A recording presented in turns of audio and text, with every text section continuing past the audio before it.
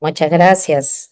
Muy buenas tardes y gracias. A ver, vamos a ver que si vemos, pueden decirme si vemos la presentación. ¿Sí?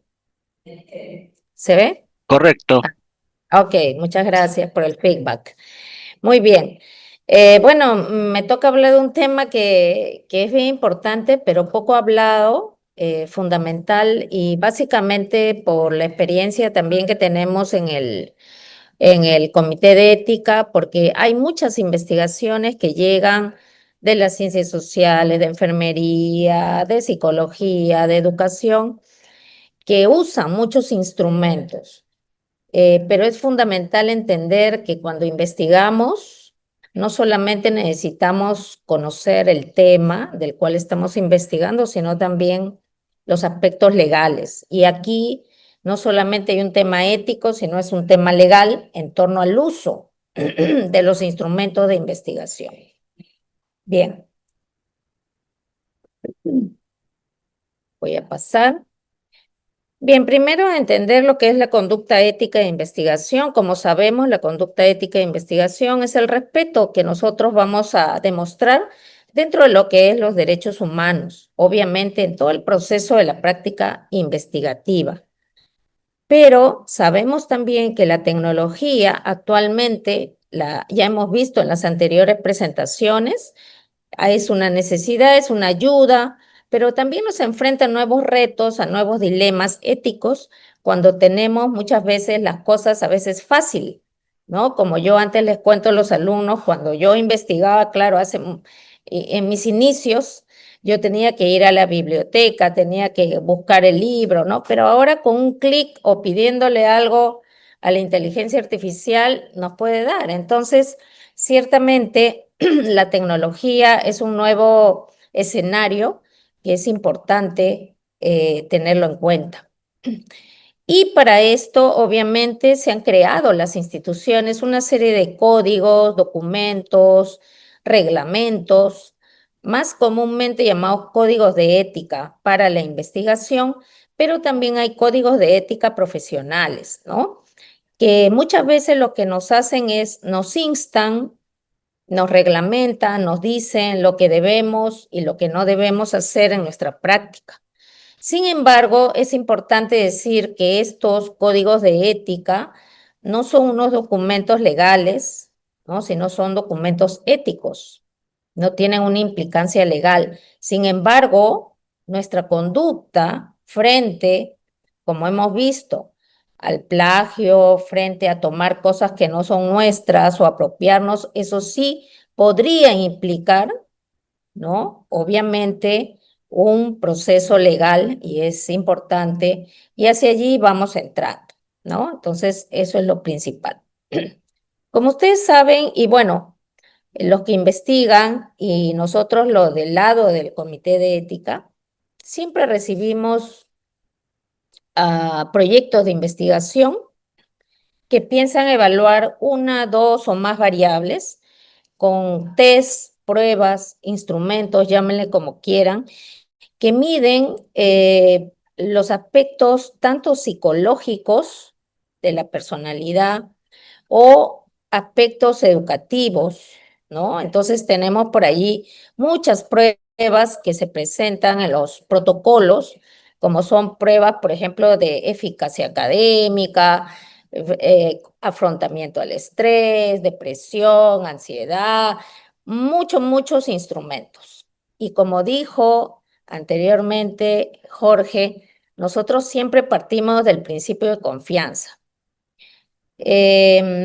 Pero ahora es el momento de que todos sepamos que es muy importante, así como muchas veces se le dice a las personas investigadoras, oye, si tú has puesto que vas a usar el software SPSS y no tienes la licencia, no deberías colocarlo, ¿no? Porque, claro, entenderíamos que está haciendo un uso pirata, no licenciado, ilegal de un software que tiene un dueño y patrimonio legal. Entonces, lo mismo debería ocurrir con los test y las pruebas psicológicas, educativas que se utilizan para investigar. ¿no?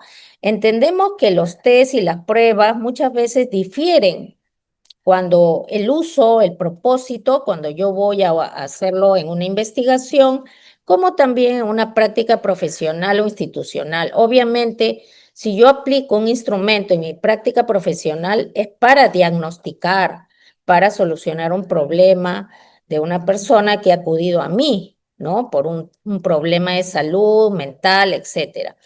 Pero cuando hacemos la investigación, obviamente tenemos aquí otro propósito, que es develar un conocimiento.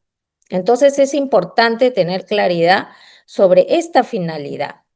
Y por lo tanto, cuando nosotros vamos a usar un instrumento, ¿no? Debemos tener en cuenta si este instrumento tiene, obviamente, todos tienen un autor, no significa que van a salir de la nada, sino tienen un derecho de autor y hay que ver si este derecho, ¿no? Es un derecho privado de una persona que va a decidir sobre el uso o es un derecho básicamente que se ha vuelto como un acceso público, donde el autor ha decidido colocar ese test para uso público, acceso público. Entonces, eso es bien importante, ¿no? Que el investigador, antes de proponer un test para medir su variable, tenga que identificar si ese test tiene un derecho de autor o es de acceso público. Ese es un primer punto muy importante. Todos los derechos de autor protegen al instrumento en su totalidad. Protegen el título, protegen los ítems, protegen la estructura, protegen los puntajes, protegen los dibujos. Es decir, no es que yo solamente no lo cogí el test completo, solamente cogí dos preguntas, porque a veces también ocurren que hacen y sacan ítems y hacen nuevos instrumentos y eso no se puede hacer, ¿no? Entonces, el derecho de autor, de acuerdo a nuestras leyes peruanas y en cualquier parte del mundo, sí se protege toda la obra. Entonces, no podemos despedazar, no podemos sacar, no podemos justificar que hemos solamente hecho una cosita pequeñita, ¿ya? Entonces, eso es bien importante. En tanto, entonces debemos pedir permiso tanto al autor original como de aquel que lo ha traducido.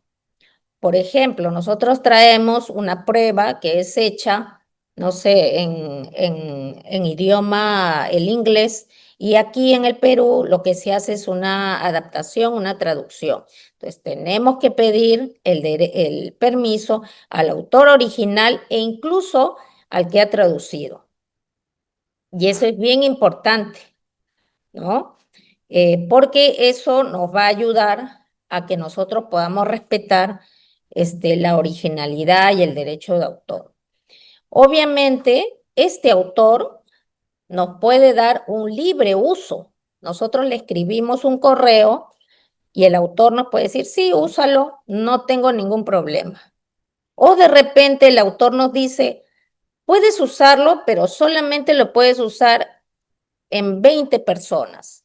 Y ustedes dicen, no, mi muestra es 110. No, yo solo te doy permiso para 20 personas o 20 aplicaciones. Las demás vas a tener que pagar. Y sobre todo eso es cuando son empresas o personas jurídicas, ¿no? Que tienen esto ya como una especie de una forma de vivir, un negocio, ¿no? Entonces, hay que tener claro que el autor que tiene los derechos nos puede dar libre uso, limitar la cantidad de uso o de copias. Y nosotros tendríamos que aceptar, no podemos ir más allá de lo que eso nos permite. Por lo tanto, siempre es una buena práctica informar al autor sobre el uso que se da de su instrumento. El reconocimiento también que se le da al instrumento y la fuente donde se presentan los resultados que han usado su instrumento. Eso es bien importante porque también al autor le interesa saber para qué se está usando el instrumento y qué resultados ha tenido con su instrumento. Incluso a eso les puede condicionar el dueño de el derecho, ¿no? Y eso es bien importante. Asimismo, a veces los estudiantes piensan de que como lo vi en una revista, ya tengo todo el derecho o es libre. Ojo, hay que tener mucho cuidado con esto, ¿no? No siempre hay que pensar que un test o una prueba que aparece en una revista científica, que generalmente no aparece, ¿ah? Pero cuando hay, que sí las hay, tampoco no se puede pensar que esta se puede tomar y es de libre uso. ¿Sí? ¿Por qué? Porque acuérdense que hay un derecho y los derechos son inalienables, no se pueden transferir, ¿no? A menos que haya habido un contrato con una empresa, pero yo no puedo pensar que porque lo veo allí, ese derecho se me transfiere y yo lo puedo usar, ¿sí? Entonces, eh, como decimos, a menos que en la revista, y aquí es interesante porque el ponente que me antecedió hablaba de los derechos de autor, ¿no? Y cuando uno escribe una revista, siempre hay una declaración, ¿no? Donde explícita que se dice si es que hay un uso libre del test o del instrumento. Entonces, si nosotros lo vemos en una revista, que puede ser de acceso libre, lo que ustedes quieran, pero si además vemos una declaración del autor donde dice que pueden utilizar el instrumento libremente, entonces se puede usar. Pero si no, siempre vamos a tener que notificar, que pedir permiso al el autor, ¿no? Al propietario de los derechos. Y en ese sentido, eso es bien importante porque, como digo, partimos de un principio de confianza, pero los investigadores tendrían que demostrar, y algunos lo hacen ciertamente, que han escrito un email, han conseguido la dirección de este autor y les ha concedido. Tienen que hacerlo sin miedo, no hay ningún problema. Lo peor que les puede decir es que no les van a dar el derecho a uso. Ya, pero hay que hacerlo. Generalmente sí lo hacen. El tema no es que no lo puedo hacer, lo tengo que hacer. Ya, entonces, ¿qué pueden pedir? Ustedes pueden pedir permiso de uso, permiso de reimpresión o permiso de modificación. ¿No? Por ejemplo, alguien dice, no, yo quisiera cambiarlo, adaptarlo, sacarle una pregunta, revisarlo, igualito. Si se basan en ese instrumento, tienen que pedir ese permiso para la modificación. Porque si se hace sin este permiso, se viola la integridad del test. Ya ese test es cualquier cosa, ¿no? No es para lo que fue hecho, porque los tests deben tener validez, deben tener consistencia interna, confiabilidad. Y si nosotros lo modificamos, ya no es lo mismo, ¿no? Entonces está violando la integridad de ese test, pero además está violando el derecho del autor, ¿no? Obviamente, si hay un permiso, es diferente.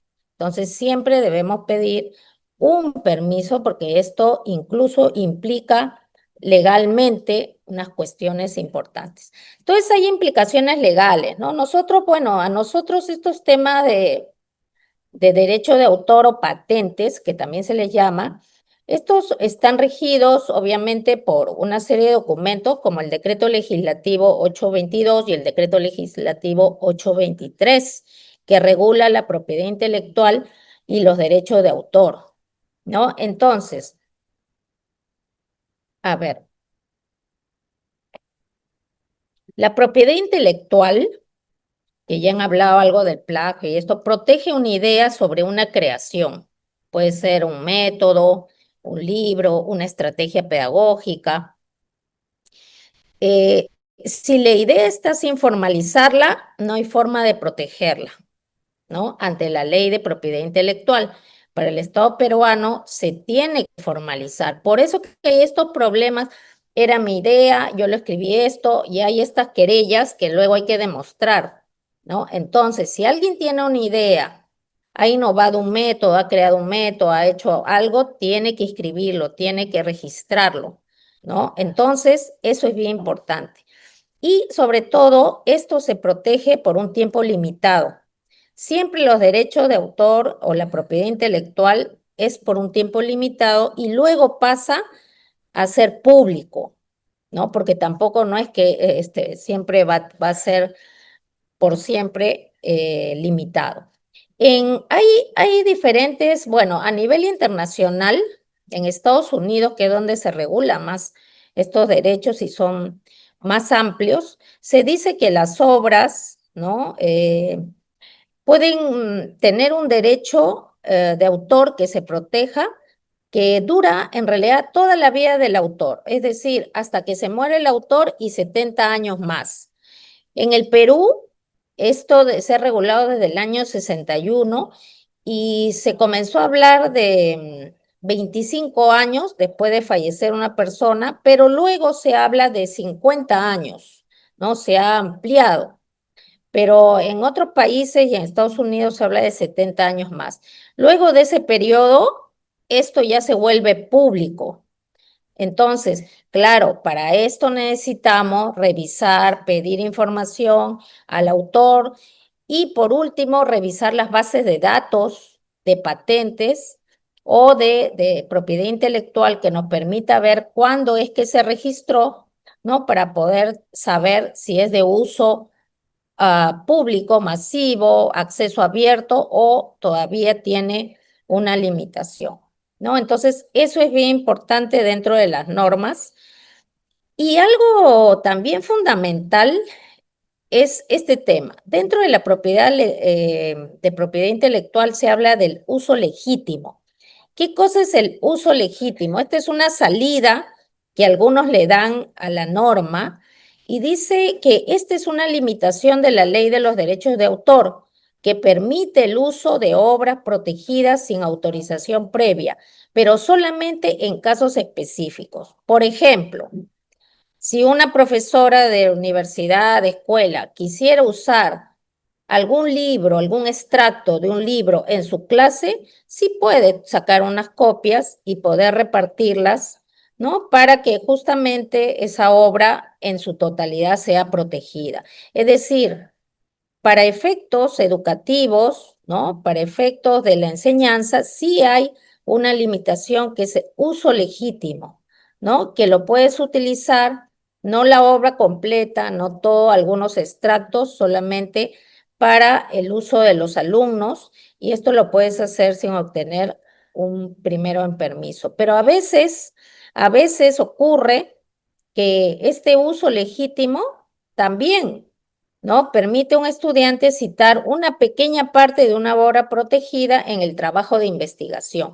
Por eso que nosotros trabajamos citas, ¿no? Y las citas las podemos nosotros colocar con sus comillas y con su autor, pero claro, cuando uno ve hay personas que copian todito, dos, tres, cinco párrafos, eso ya no está permitido, ¿no? Entonces, solamente las citas son justamente una parte de lo que se le llamaría para investigación el uso legítimo, ¿no? Para la investigación. Entonces, siempre hay que tener en cuenta que el uso legítimo es muy limitado. No es para usar toda la prueba, no es para coger todos los ítems, ¿no?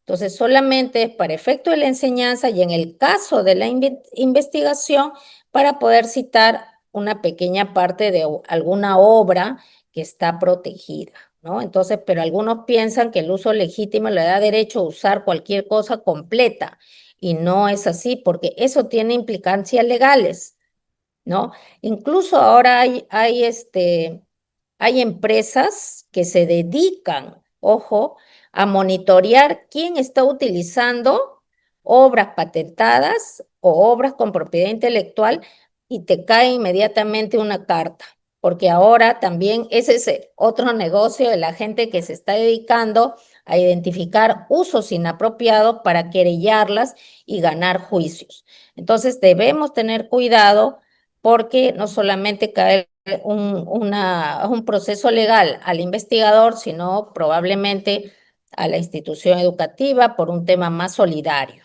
¿no? En las implicaciones obviamente legales, las obras cuyos derechos de autor han expirado en el tiempo, ¿no? Ya son de dominio público, ¿no? Y usar las licencias estas de Creative Commons cuando uno escribe, hace dibujos, a veces utiliza dibujos para sus pruebas también. Es importante porque son libres, pero los autores pueden controlar el uso de su obra, ¿no? Acá les coloqué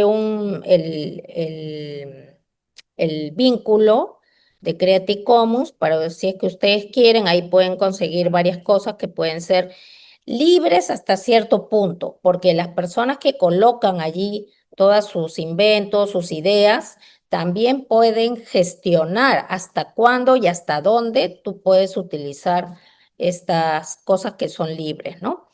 Entonces, esos son los derechos de autor cuando son ideas, ¿no? De cosas que tú vas a hacer como métodos educativos, etcétera. Pero luego se conoce también dentro de la propiedad intelectual a la patente.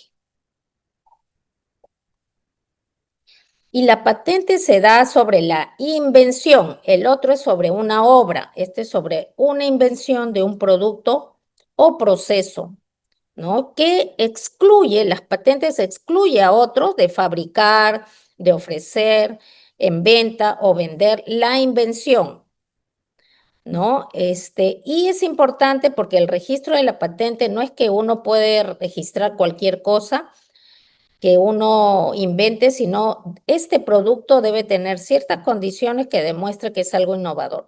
Y aquí también pueden entrar los tests y las pruebas psicológicas, porque son un instrumento, ¿no? Un mecanismo que puede servir justamente para ser patentado y para que otro no lo use, para que otro no lo venda, ¿no? Porque también hay venta, hay empresas como, bueno, los psicólogos conocen la empresa TEA, que es una empresa española que vende y que se dedica a contratar gente para que haga instrumentos y luego ellos lo venden, ¿no? Entonces, obviamente aquí hay test nuevos y que se colocan en este tema, ¿no? Una vez concedida una patente, es responsabilidad del titular de la misma hacerla valer, ¿no? Si se descubre que alguien está utilizando la invención sin permiso, el titular tiene todo el derecho de demandar para obligar a esa persona primero a detenerse y luego a cobrar daños y perjuicios.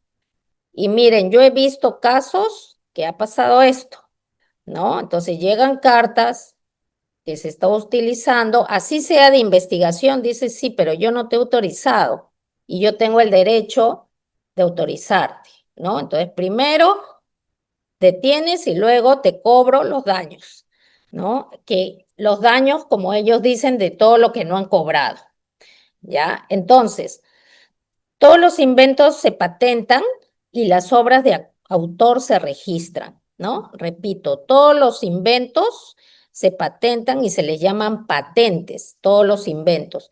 Y todas las obras de un autor, como un libro, ¿no? Un artículo, se registra en lo que se llama esto de propiedad intelectual. El que patenta tiene obviamente la exclusividad y por lo tanto tiene, como dice, la sartén por el mango de poder querellar a cualquier persona legalmente. Yo que he colocado 4 links interesantes porque en el primero ustedes pueden encontrar toda la información de un repositorio de Indecopy con algunas patentes. Entonces, pueden hacer búsquedas para ver si allí está patentado o no un instrumento. El segundo también es un psicólogo peruano, ya que tiene un blog, pero que se ha dado el tiempo de almacenar todos los tests con sus autores y si es que tienen eh, patente o no. Y además están las direcciones de los autores para que ustedes les escriban a los autores, Ya, estos son una buena ayuda. Igual este aquí, el tercero, que es de España, también es un repositorio de búsqueda de instrumentos donde a ustedes les van a decir si está con derecho de autor o no, si es una patente activa o no, y si no es así, ¿dónde pueden escribir? Entonces, por ejemplo, alguien quiere hacer sobre, no sé, afrontamiento al estrés. Simplemente pone allí el nombre y le va a aparecer todos los tests sobre afrontamiento del estrés con sus autores, con la condición de esa prueba y la dirección del autor, ¿no? Para que ustedes le escriban. Obviamente, de todas maneras, sea con uso libre, es importante que los autores sepan que se está utilizando su obra, que sepan que ellos, sus instrumentos que han sido patentados, están siendo usados en investigación, qué resultados ha tenido, y eso es bien importante. Y finalmente también hay otro, que es otra base de datos española, que es BiblioPro, que también les puede dar información sobre los diferentes instrumentos que ustedes pueden usar para que no tengan problemas de esta naturaleza. Entonces, estos son las cuestiones legales que son muy importantes, ¿no? Que ustedes puedan verlo.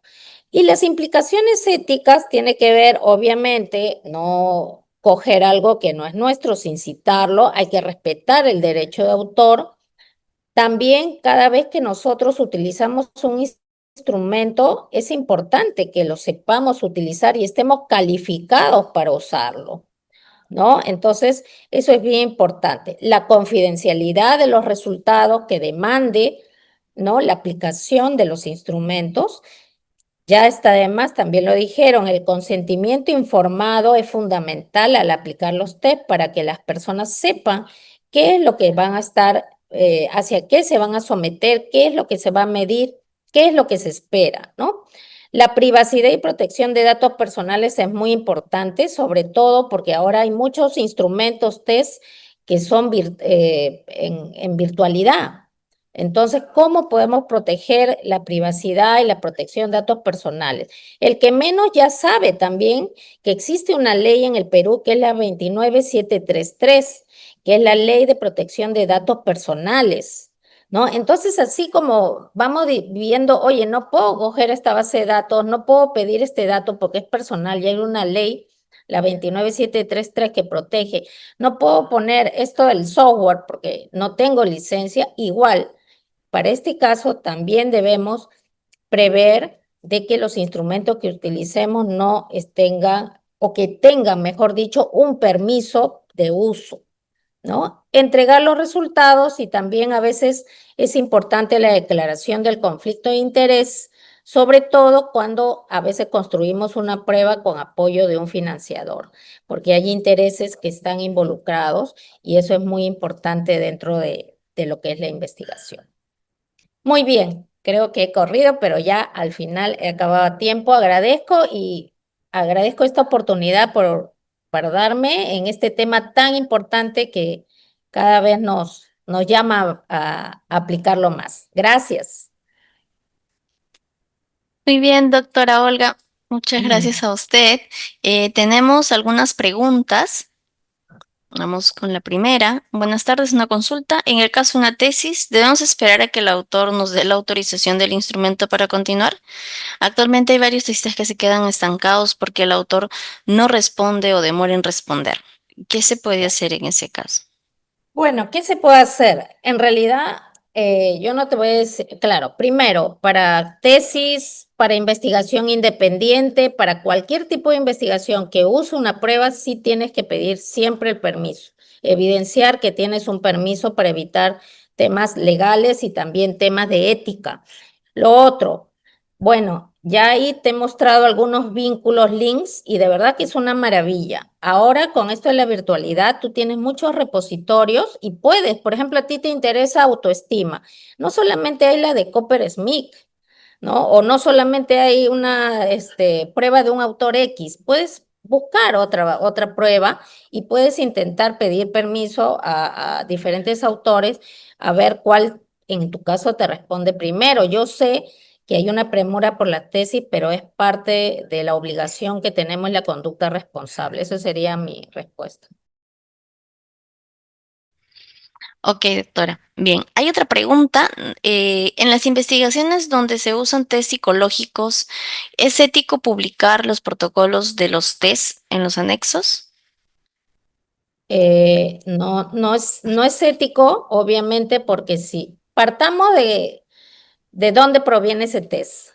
Si tú lo has construido, ¿no? Si tú lo has construido, entonces, claro, tú tienes ese derecho y tú incluso puedes decidir si lo colocas o no. Incluso una revista no te podría obligar a poner un instrumento de anexo, ¿no? Porque finalmente, o sea, ocurre que tú tienes ese derecho. Ahora, si la universidad te está pidiendo, obviamente la universidad en un tesista actúa como un coautor, ¿cierto? Y eso creo que es bien importante, cuando tú lo construyes. Si tú quieres tener que tengan el acceso libre, lo puedes poner, si tú eres el autor. Si no eres el autor, tienes que decir a tu asesor, yo no lo puedo poner porque no tengo ningún permiso de publicarlo, ¿no? Puedo dar los detalles de qué cosa es, cómo se aplicó, si es una líquer, de tal, tal, tal, pero también hay que tener un poco de consideración ese aspecto. Pero si es tu creación, sí, tú puedes ponerlo que sea libre, ¿no? Y que se ponga en una plataforma. Eso.